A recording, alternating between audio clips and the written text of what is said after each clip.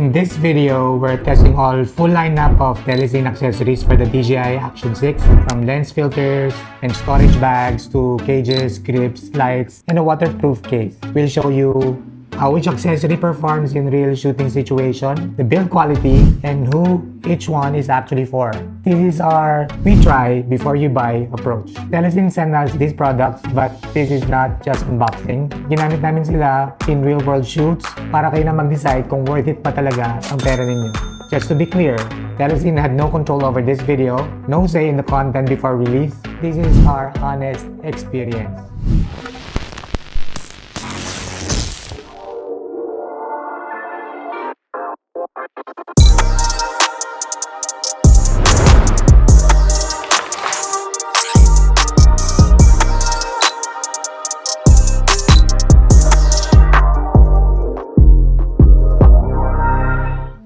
This is the Telesin filter kit. It has a CPL, ND8, ND16, and ND32. This is a complete filter set para sa DJI Action 6. Yung CPL, it means circular polarizer. It reduces glare and reflections. The NDs, it controls the exposure in bright lights. Think of ND filters as sunglasses for your camera. You know, ang use nito, these filters help you get smoother motion, better skies, and less harsh light. Makikita mo talaga ang difference when shooting landscapes, especially yung mga glare sa mga sasakyan, you'll see it as well.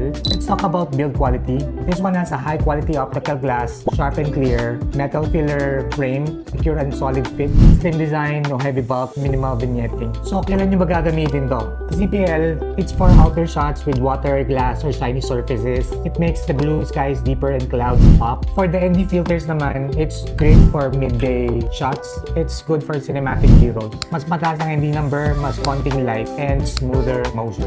Talk about the cons. When you use this, may learning curve siya. So, kung bago ka sa filters, you will adjust. Tapos, of course, glass pa rin siya.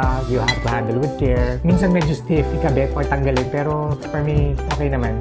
Strong ND filters can cause slight color shift. It's fixable naman in editing. It is best for outdoor daylight shooters, not for purely indoor creators. And next naman natin is the Telesin DisAdv series carrying case. This is a medium-sized hard case made to organize and protect your DJI Action 6 and accessories while traveling or shooting. Let's talk about the build and design. This one is custom fit. Walang gumagalaw sa loob. Yung exterior niya is hard shell. It protects your camera from bumps and drops. I like to organize slots for batteries, filters, cables, and mounts. This one has a mesh pocket right here. Perfect for SD cards and small items. The zipper is very nice. And kahit madaganan siya, you can use it for travel, adventure trips, vloggers with multiple accessories, quick location changes, safe storage when not shooting. So what I usually do with this is, if you're not using your DJI Action 6, you can just put all your stuff here and put it away. And you know it's gonna be safe. If I'm gonna be using my DJI Action 6, I know where it is in my bag with this color. Diba? Ganun niya. Cons niya, medyo bulky. This one adds weight when fully packed. It's not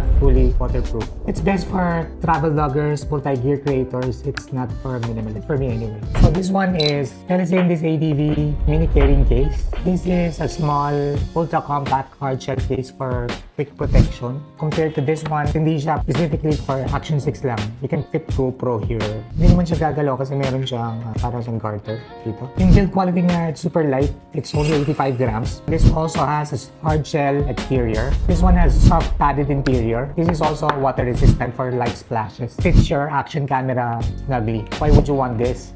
It's perfect for quick day trips. It's your camera plus battery and SD cards. And then it's very easy to throw in a bag. And let's talk about the cons. Of course, this one has limited space. It only has a single compartment. Larger rigs may not fit. Ganyan siya. This is a Telesin StreetGrip kit. This is a grip plus cage combo that turns your Action 6 into a handheld vlogging camera. The build quality is very premium. It has aluminum body, strong and premium, comfortable grip when you hold it in your hands. This one has easy shutter button, and this one has easy battery access. You know why this is useful? For me, this is very useful because it gives you more stability, better for walk and talk vlogs. You can add light, mic, or tripod with this. Let's talk about the cons. It's bulky, it's heavier than simple grips, can feel crowded with mic and light. and it's pricier if you don't need mount. This one is best for vloggers, street shooters, and handheld creators. But I will be using this. I really like this. And the next one is the Telesin 60-meter waterproof case. This one is a waterproof housing that protects your Action 6 up to 60 meters underwater. So mostly, kung mag-scuba dive ka, kung gusto mo naman mag-free dive, yan, you will need this. The build quality, I like the clear housing for good image quality. This one has a tempered glass lens. The strong rubber seal is great and has an anti-fog insert. And this one has the stainless steel button. I mean, your Action 6 is already waterproof. If you want an extra protection for your Action 6 underwater, use it. The cons, of course, that touchscreen is not usable because of this. This one has possible fogging in humid areas. The internal mic sounds muffled. It's best for water-based content, not needed for dry land creators. And let's talk about this. This is the Telesin Magnetic RGB Video Light. It's a small magnetic RGB video light for free light and creative shot. Mukha siyang film.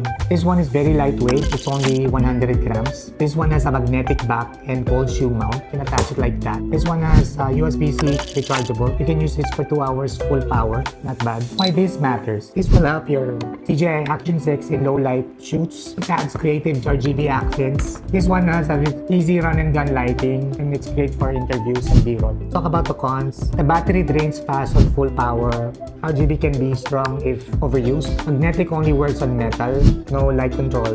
It's small enough that you can take it anywhere. At the end of the day, gear should help you create, not slow you down. Some of these Telesin accessories really improve handling, protection, and flexibility. Others will depend on how and what you shoot. If this video helped you, hit like and subscribe button and comment below kung anong setup ang gamit mo sa Action 6 or kung anong gear mo na gusto mong ipatry before you buy. Get test it so you don't have to. Thank you guys for watching and I'll see you guys in the next video. Peace.